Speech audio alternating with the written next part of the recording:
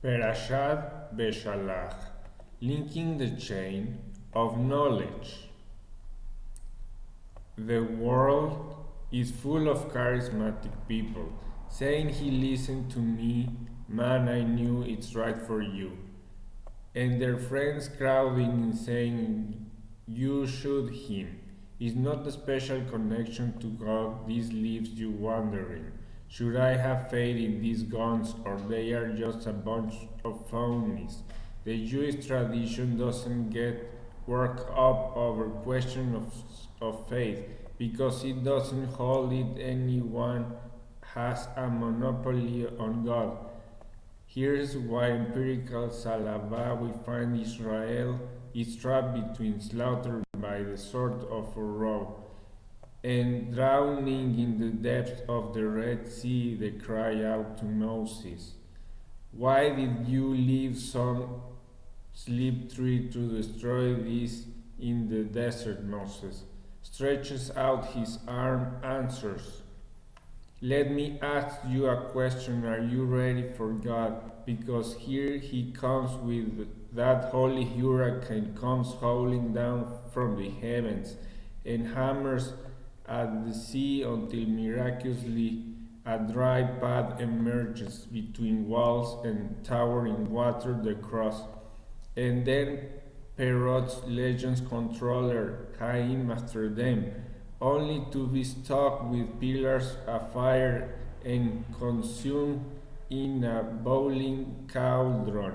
And the people rejoice, saying, "Now this God reveal itself not to one person alone, but the entire nation at Israel." Think about it. We are talking mass revelation here to some 3 million people, our ancestors, and past is amazing story down from generation to generation and unbroken chain leading to you today right now.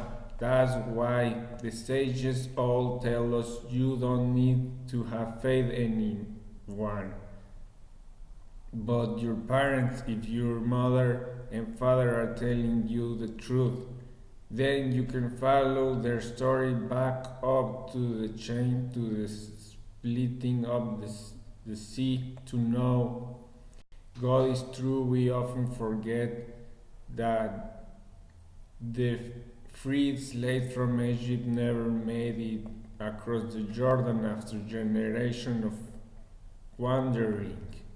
It was the children that got to cross that river into the promised land. We all know a chain can begin without the first link, but as the second one that's most important, it decides whether the first is a link, a chain in a chain. Just a lonely metal ring. Imagine begin part that fragile second generation. The one born in the dust. You don't bear felt the paid, the last with the ecclesiastes at the Red Sea. You have no memory of those defining moments. You valleys and rocks in the end, the strong with your parents. They are telling you about the supernatural exodus. From the overselling, another going on and on about how bad slavery what's up. You have to ask yourself, are they exaggerating the cruelty, deprivation, and however bad it was, you begin to wonder.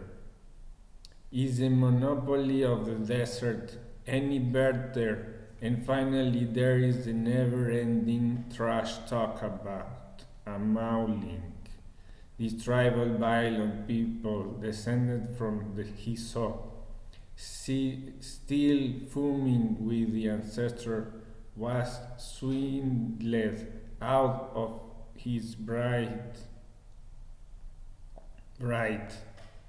When your parents were still storming out of Egypt, tired and thirsty, a monk record them coming swarm onto the mountains like a resist locusts, and ambush them in a moment of weakness. Your fox successfully fought a Molotov, but now mom and dad are asking me to take all the bows to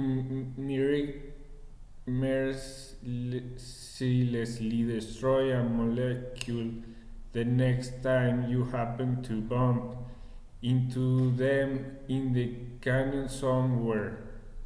Really, Fox sounds like a pretty violent solution for people so offended by violence. And maybe all this leads to start thinking if he demolished because what my parents told me. Maybe Amala keeps me because what their parents told them. And all the sudden, that silly question of faith that the other nation have to worry about becomes your problem too. Are your parents faithfully linking you back to the exodus from Egypt? Or they destined to end up along the middle ring? Only you can decide.